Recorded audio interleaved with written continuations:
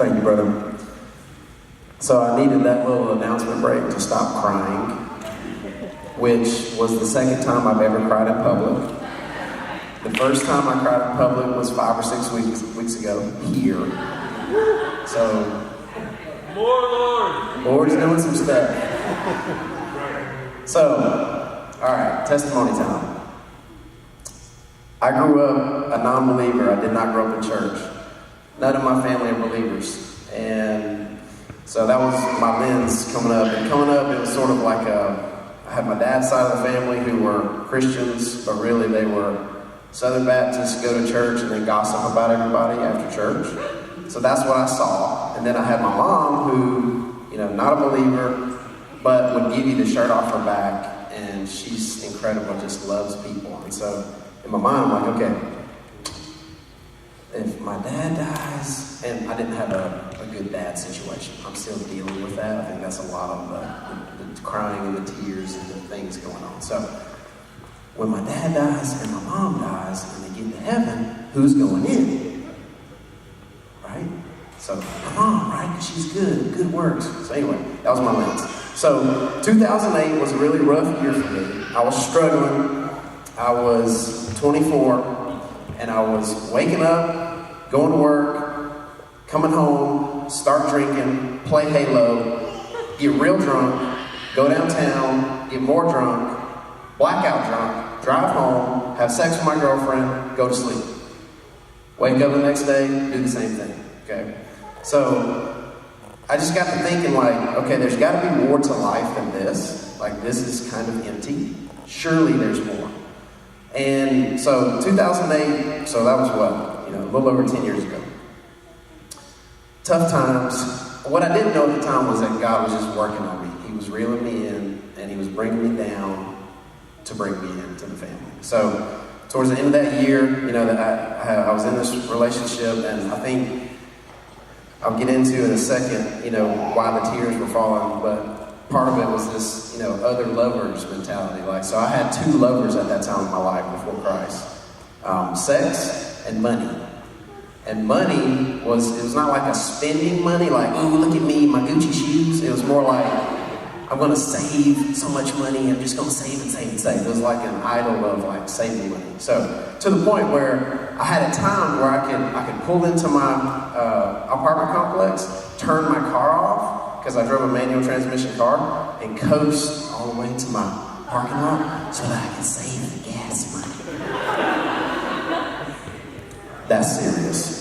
Seriously sick, right? So that was the stuff that was going on in my life. So towards the end of that year, I'm sitting there at the gym one day. This is before I had started my business. And the girl that I had was in the process of breaking up with, that the only thing we had going for us was a good sex life. That's it. We, fought all the time. And so we were kind of breaking up. She was actually cheating on me, and it got to the point where, towards the end of the relationship, listen how sad this is. I was literally, and my wife's going to kill me for telling this story. I'm sorry, babe. It's just the truth. I got to tell it. So, to the point where I was begging her to come have sex with me one more time before we broke up, for real. That's sick, right? There was a stronghold of idolatry there. And I didn't know it at the time, but I just believe now, and I understand that there was a war going on. There was a war going on for my soul. And again, I didn't know what was going on, but I knew something was going on. So, relationship going to an end, I'm at the gym, I'm having a bad day, I'm sitting there, and this girl's roommate saw me sitting there. I don't hide my emotions well. So I'm sitting there, I'm pouting, feeling sorry for myself. She comes up, and I'm guessing she was a believer, because she said, hey Clint, I see you struggling. Listen, there's this book that I think you need to read. It's called The Purpose-Driven Life. And I was like most people, when somebody tells you to read a book, you're like, yeah, okay, cool, sounds great. I'm not going to read it. So later on that day, I had been getting to know Leah, who is now my wife, and we were Facebook chatting. I don't think people really do that anymore, but back then, 10 years ago, we Facebook chatted. Those were 12 years ago. And so we're doing that, and I'm actually, at this time in my life, I'm feeling so down and low that I'm reading a book. I'm reading Mere Christianity by C.S. Lewis. And so another friend of mine who had been praying for me gave me that book, so I was reading it. And I told Leah that I was reading that book, and she said, I don't know if that's the right book for you. She said, that's a little deep, it's a little heavy. I think you need to read The Purpose-Driven Life. Now, this was the same day, okay? I used to believe in coincidences. I don't anymore. When two strangers tell you to read a book on the same day, I don't care whether you read books or not, you read the book. Right? I mean, come on. So, I read the book, and about, halfway through the book, the author comes to this point where he's like, okay, you've been shared the gospel, like, you understand the gospel now. I've told you the gospel through this book. Now you have a choice. You can either choose to believe this or choose to not believe it. Oh, and by the way, if you don't make a choice, you're making a choice to not believe it. And I was like, dang it, he got me on that one. So I was like, look, my life sucks right now. I hate it. I'm going in the wrong direction. I need to change.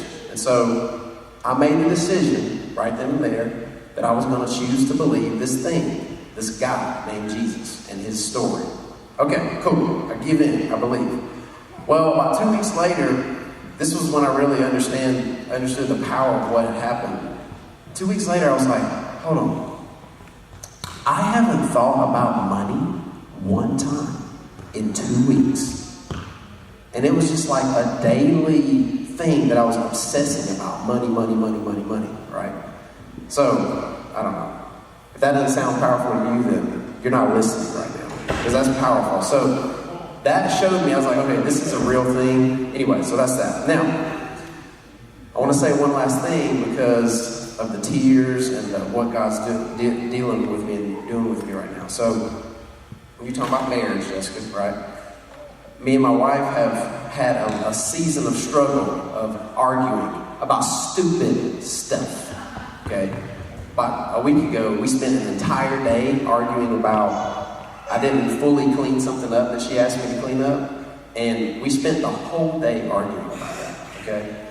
So, my last little thing I want to say is to all of you people, you believers that are like me, you elder brother believers. Do we have any of those in the room? You got the prodigal sons, and then you got the elder brothers. I'm an elder brother. I think that my stuff don't stink.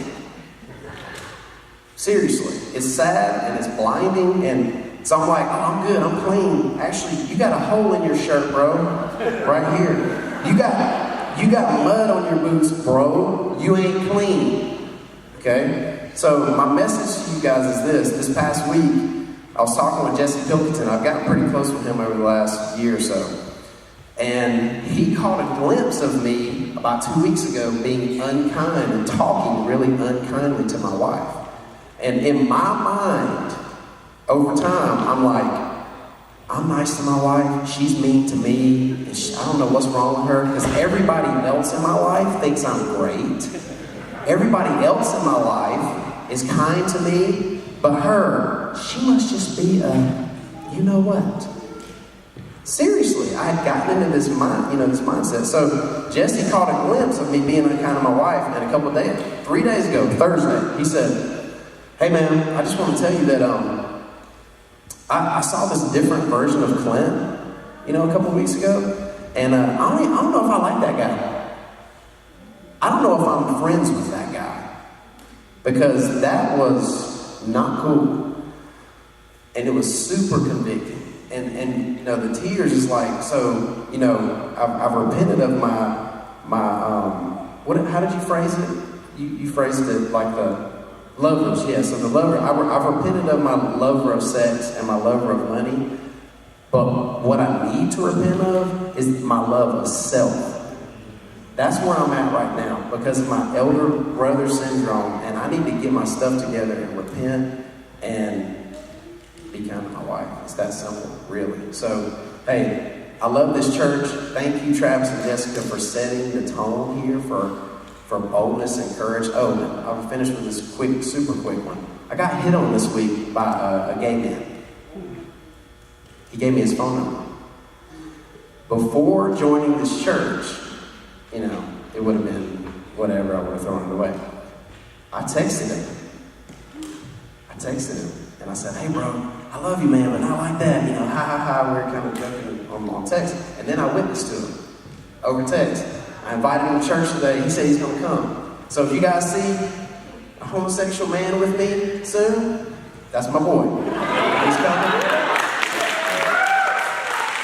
So I want to thank you two, especially just for the culture of boldness here. But also, there's a lot of you guys here that I've been watching. I've been watching you. You don't realize that people are watching you, believers and non-believers. And I've been watching y'all's boldness. And thank y'all for inspiring me to be bold. So, hey, I love this church. I love y'all.